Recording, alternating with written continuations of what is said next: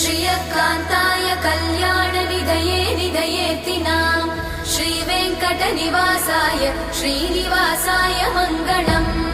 Lakshmi सविभ्रमालोकसुभ्रूविभ्रमचक्षुषे